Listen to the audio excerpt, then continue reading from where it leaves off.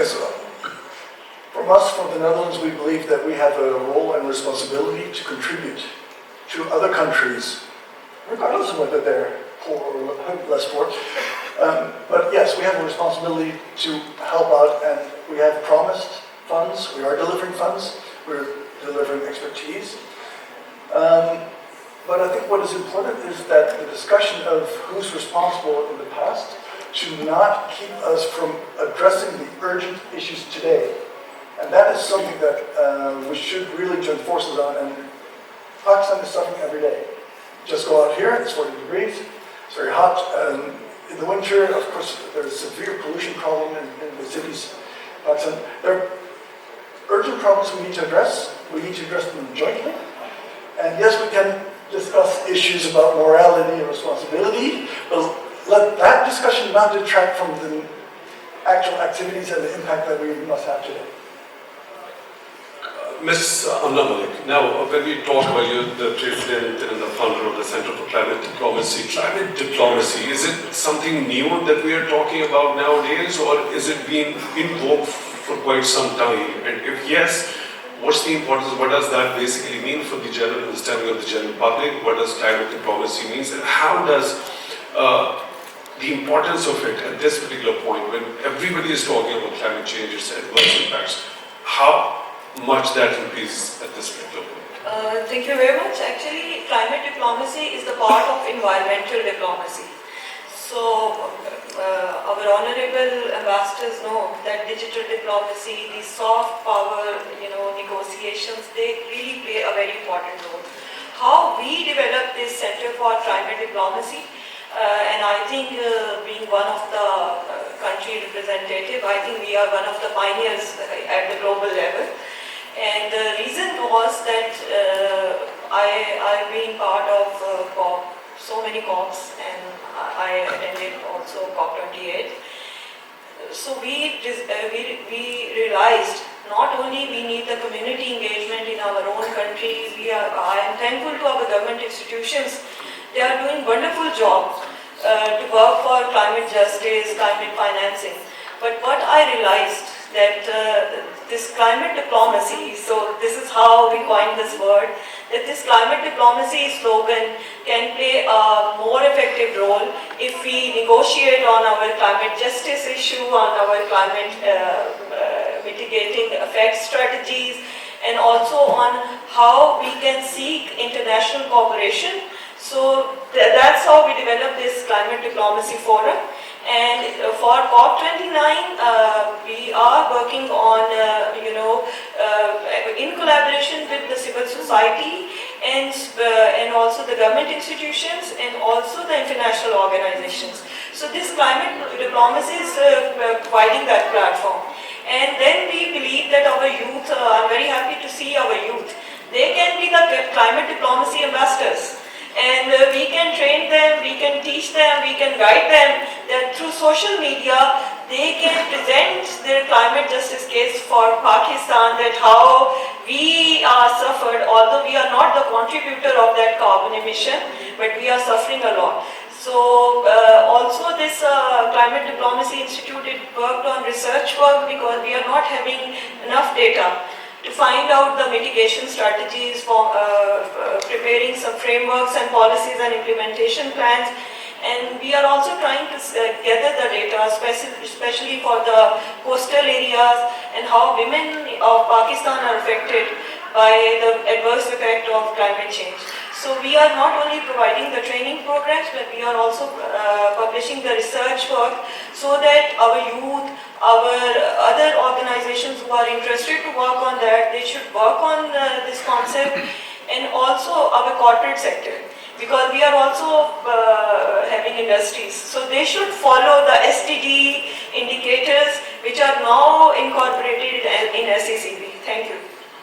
Right, Ms. Amna, you already mentioned about the role of industry, what they need to actually do, being the responsible industry when we talk about the interplay of environment and industry. We'll definitely go to the next panelist to have his understanding what are the best industrial practices in order to conserve environment. Before I proceed towards him, I just want your understanding as far as you mentioned about climate justice. This very concept talked about repeatedly by Secretary General of the United Nations himself also when he was here in Pakistan.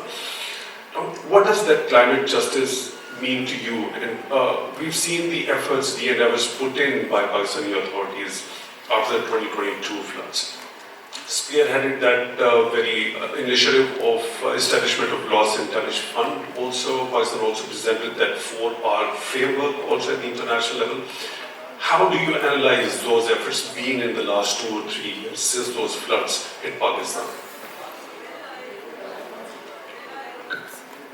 Well, I appreciate Secretary General mentioning about climate justice for Pakistan, and he was our advocate during the floods timings, and even in COP27, he was supporting this cause. This was one of the buzzwords, and due to this reason, climate justice and focus was on Pakistan as well. So I believe that slowly our government, our organizations are evolving this concept of protecting your environment through proper environment management strategies, whether it's at the individual level, whether it's at the corporate level, and whether it's at the government level. So this climate justice was at that time, and now we are moving ahead with climate cooperation, shared responsibility, regional connectivity and development, and taking care of our environment and considering it as one of an important global issue to resolve. Mr. Tariq, when you talk about the interplay between industry and the environment, by just trying to analyze this very concept brought in, that it's not the matter of charity, rather than it's the matter of justice. The industrialization, the burning of the fossil fuels, of course, when we talk about the developed world, that's exactly where the United Nations Secretary General was alluding to. More industrialization, more burning of fossil fuels, more carbon emissions, more of climate change, and more of the adverse impacts, right? As per your understanding, what could be done at this point in history in order to overcome all those challenges that we are currently witnessing? What needs to be done? We need that growth, economic growth as well, the sustainability on that front also. So how to make industry more environment friendly? Thank you very much for asking this question. We have two options usually. One thing is that we can only see what's happening around us, and second, we can take concrete steps to reduce the footprints of carbon, especially GHG gases. When we talk the industry, for example, I work for cement industry. Cement is an energy intensive sector. Everybody who is working at any industry, we need energy to make products to deliver the customer demands.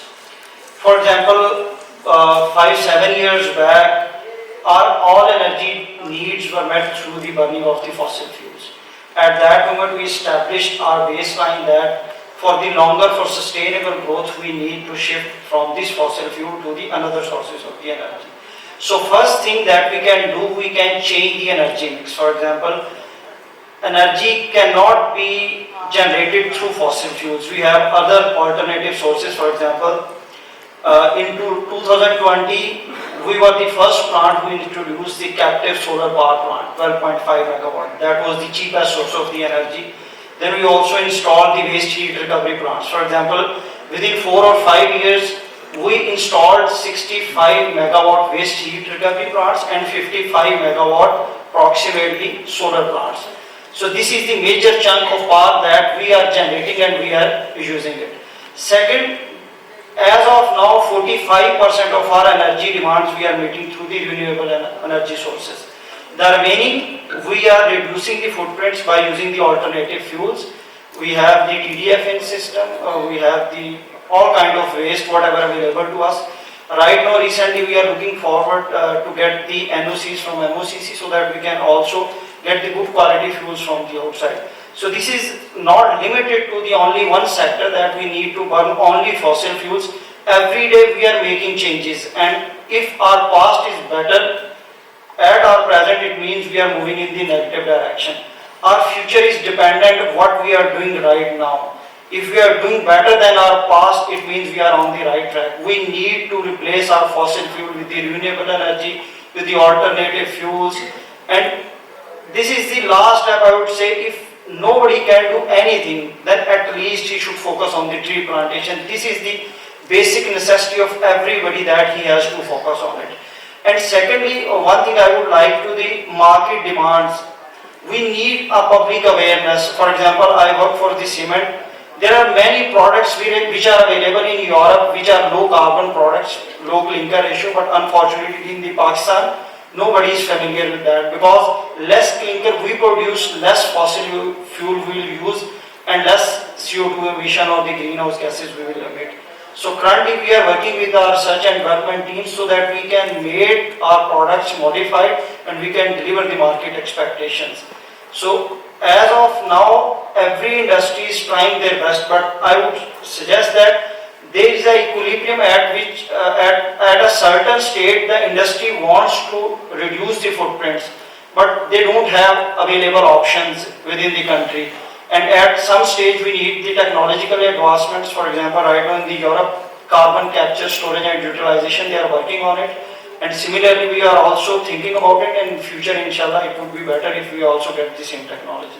Right, a very important point here, Mr. Tariq, regarding transition towards the renewable energy, and for sustainable industrialization, we need to have that very supply, continuous supply of energy in one form or the other. So it's not necessary to have the fossil fuels burning all the time. We should actually focus on the renewable energies or alternative sources of energy also in order to run our industry. Mr. Dillon, when we talk about renewables, the transition from burning of the fossil fuels towards the renewable energy or the alternative sources of energy. And you also mentioned about the European Union going towards carbon neutrality by 2050. How are two interrelated? Carbon neutrality is a very ambitious objective, a very ambitious goal. I understand that to reach that goal, the European Union, the European institutions and the member states will have to mobilize at least every year 800 billion euros to reach that goal and to finance the carbon-free transition. That's a huge of money. Where the money does come from the taxpayer, from the consumer, from the companies, it's sometimes difficult to share the burden. But nevertheless, this is a figure which has been quoted.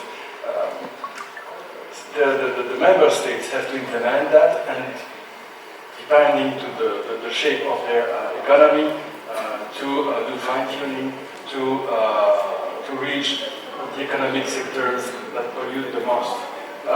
Hearing the colleague speaking about reducing carbon emission of the industry, this seems indeed particularly tough, because when you sell a product, you can, by scientific means, say more or less this contributes to so many grams carbon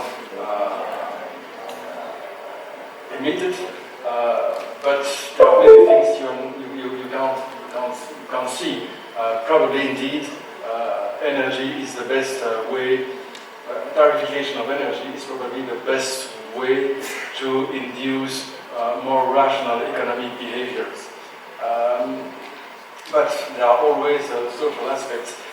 In Belgium, we try to reduce the carbon footprint of the transport sector with incentives to purchase electric cars or hybrid cars. Another important sector where we invest is to have the housings neutral. This is also a place where we can save a lot of energy.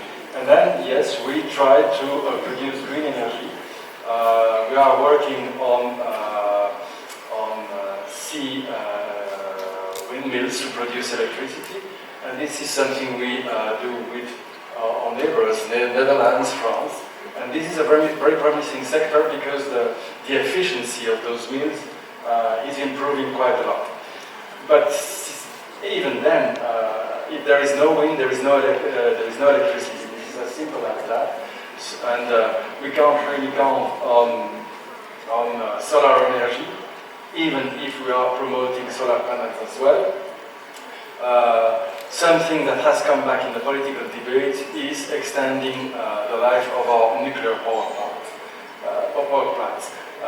That was something politically very difficult because in Belgium, like in other countries, we have powerful green parties, and one of the main topics for them was the closing of all nuclear power plants. The decision was taken in 2002 in Belgium.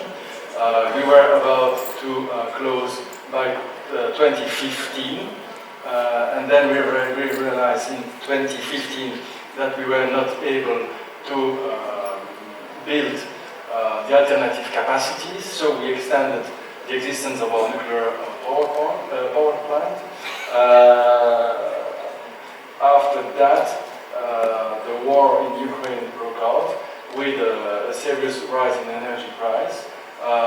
The alternative was gas power plants, but then we contributed again to the carbon emissions. But finally, we are back to nuclear energy, and we are working on waste management in the nuclear sector with some promising factors, but this also requires a lot of investment in scientific research. Mr. Dron, if we take an overview of the energy mix of Belgium, so briefly, what is that? What is the most important source of energy Belgium actually relies upon? And talking about the entire energy mix Belgium relies upon, could you briefly sum it up for us? First of all, Belgium, like all countries of the European Union, is interconnected. So it means that when our production is not sufficient, we import electricity. The grid is common. So our energy mix is constantly changing, depending on the sun, depending on wind. But I would say 50% of our energy is produced by nuclear power stations. And then we have electricity produced with gas turbines. And this is very bad for the environment.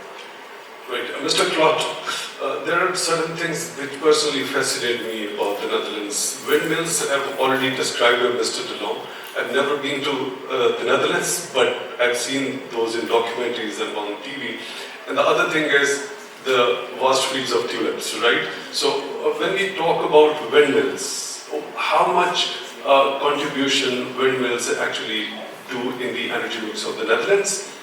And is there anything that Pakistan can learn from that experience from the Netherlands also?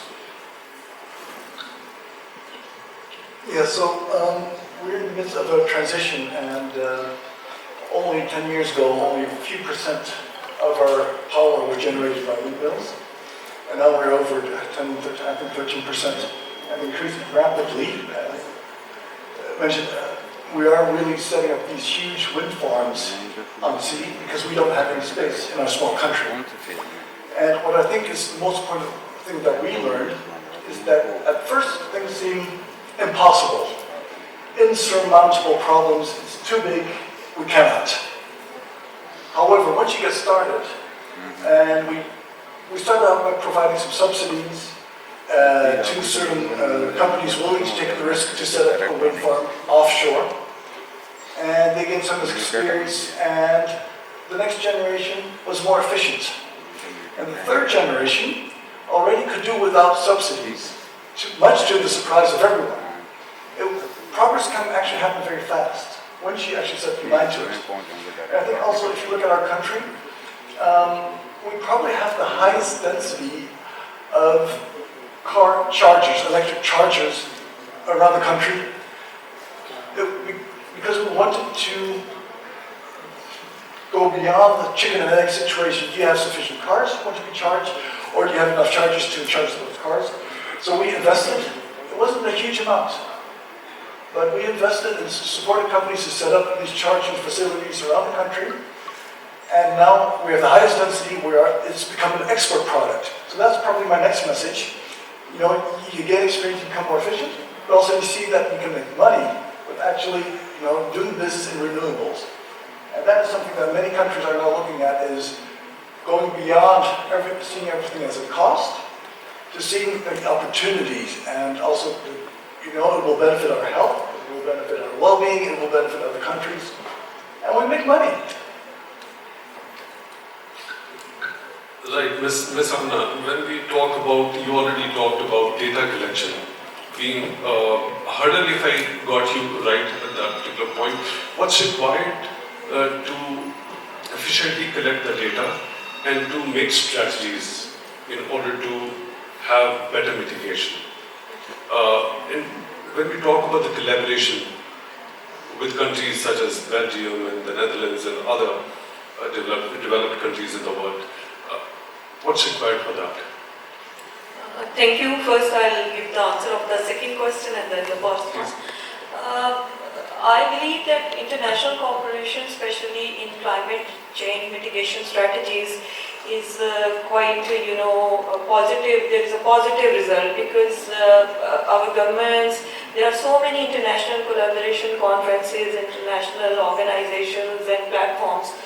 So I believe that this is one of the concern for every country, and every country is contributing to reduce and achieve this zero emission target, which is our colleague mentioned exactly that it is quite over ambitious target. But I think so that we are going to change our lifestyle. So sustainability, green energy solutions, sustainable business models, and these are going to be the part of our future. So these international collaborations we can learn from every country example. Like we are learning from Belgium, Netherlands, also like you see Saudi Arabia, they are developing that Neom city. So they are that city is totally based on urban, sustainable and smart city solution. So, there are now the new urban planning is based on not only on smart solutions but sustainable solutions. So I believe that this is these international collaboration can give us an opportunity to learn and also advocate our issue in a positive direction. Now I move to the first question. Data is a big challenge because right now I'm working on coastal area, environment management, land management issue.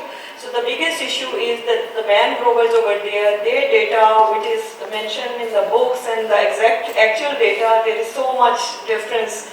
So in the morning we are also having a session with the policymakers. So we were discussing this, that data, it is very important that we should not develop the policy on the basis of the old data.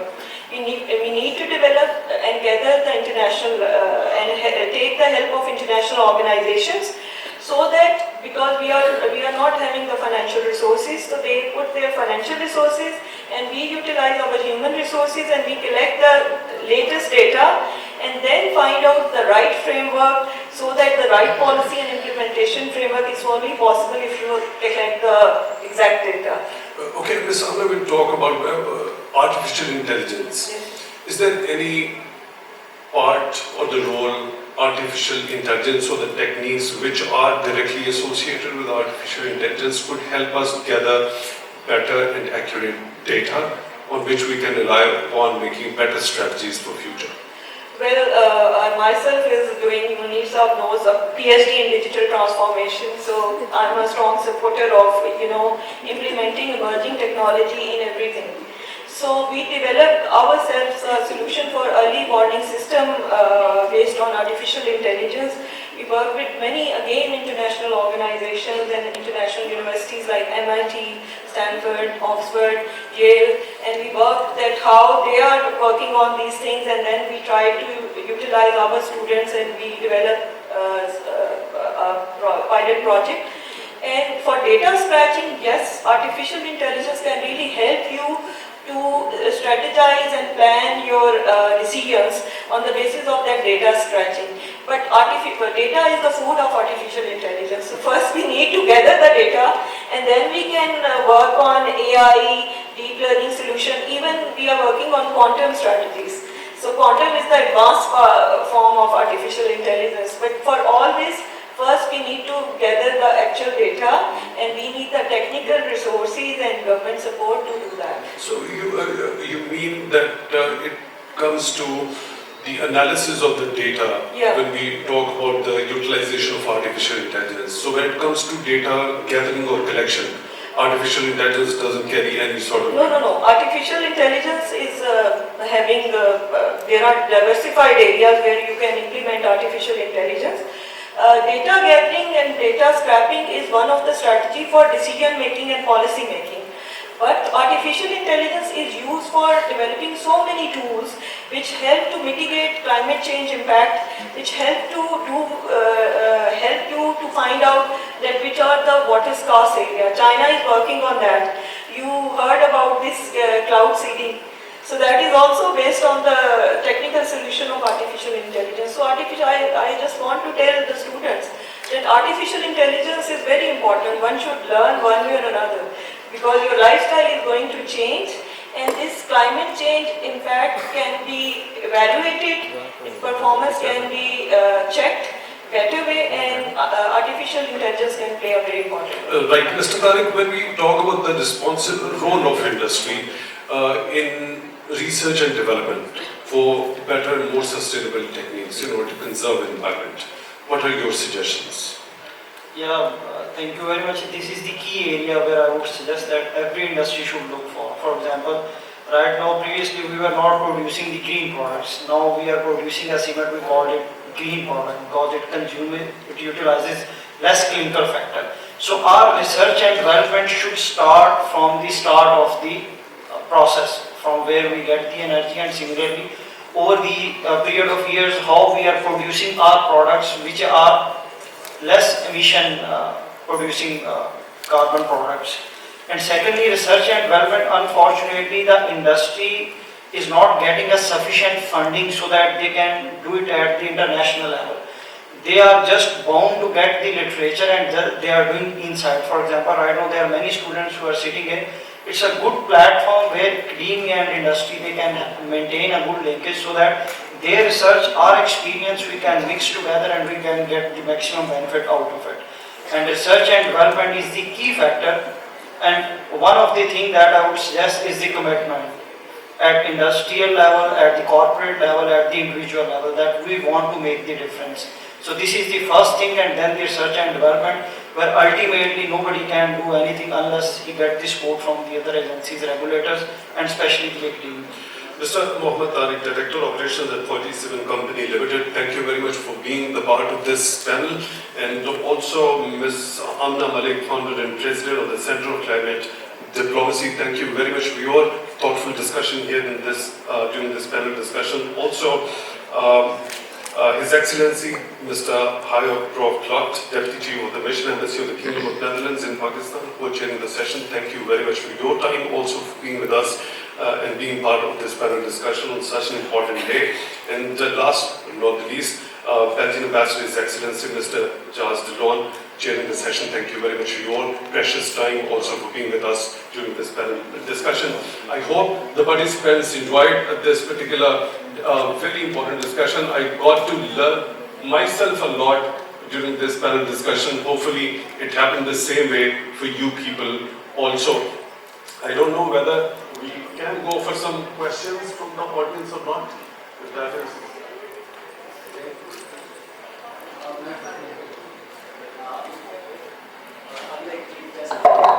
Okay, so next I would like to invite on the stage for concluding remarks Malaysian Ambassador His Excellency Mr. Muhammad Azhar. Actually, I did not expect to speak this afternoon, but I was asked to speak on this very important subject, climate change. What we know and what we do not know. But I think we all agree that Mother Nature provides enough for everyone's needs, but not for everyone's greed.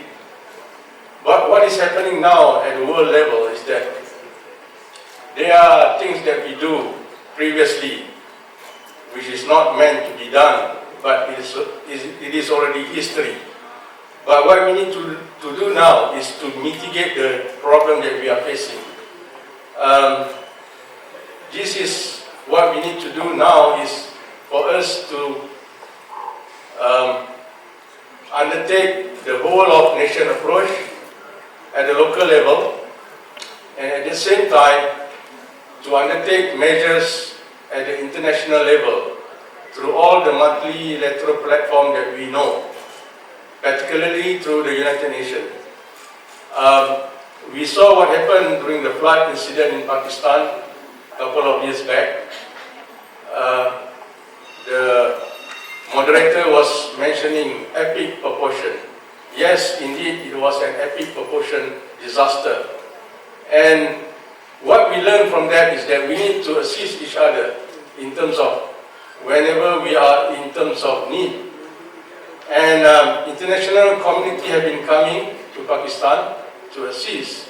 And similarly, if things happen in one part of the world, international community would respond. But for me, the role played by the local community is very important in terms of mitigating the effect of climate change. I come from tropical climate, Malaysia. We also have our fair share of natural disaster in our part of the world. We have a haze situation where open burning of agriculture is practiced in my part of the world, affecting the whole ASEAN region, a region of 10 member states, 670 million population. And similarly here in Pakistan, you are in the region of what we call South Asia, and you can see the effect of glacier melting, the effect of flooding, flash flood particularly, in Lahore, in Karachi and so on. But what needs to be done is for us to have a proper policy at the leadership level to come up with a good policy of mitigating climate change. And from our experience, what we learned was that what it needs is for the implementation of the policy at the local level, at the grassroots level. It's not enough for you to have good policy while you are not implementing whatever policy that you have agreed upon. So on that note, I would like to commend the role played by members of the panelists for sharing their insights. And let us work together in terms of mitigating the effect of climate change, because the world is not big enough for all of us to turn it into a wasteland. What we need to do for our next generation is for us to clean up our act. Let the history be history, the developing world. We have a lot of issues that we can raise, but on this subject matter, climate change, it would affect all of us, from Europe, from South Asia, Central Asia, down to the down under, in New Zealand, in Australia. We can see easily the horrendous effect of climate change. And having said that, this is a good forum for the younger generation to learn, to come up with ideas on how best we can address this issue of climate change. Once again, thank you for giving me this floor to speak this afternoon. And I know together we can mitigate this issue of climate change at our local level, at regional level, as well as at the global level. Thank you so much. Bahut shukriya. The vision he has and a very proactive approach, and I believe that such kind of people we need, those who are blunt and very proactive in their approaches, and we need to follow them and support by all means. Shahid Khakan Abbasi.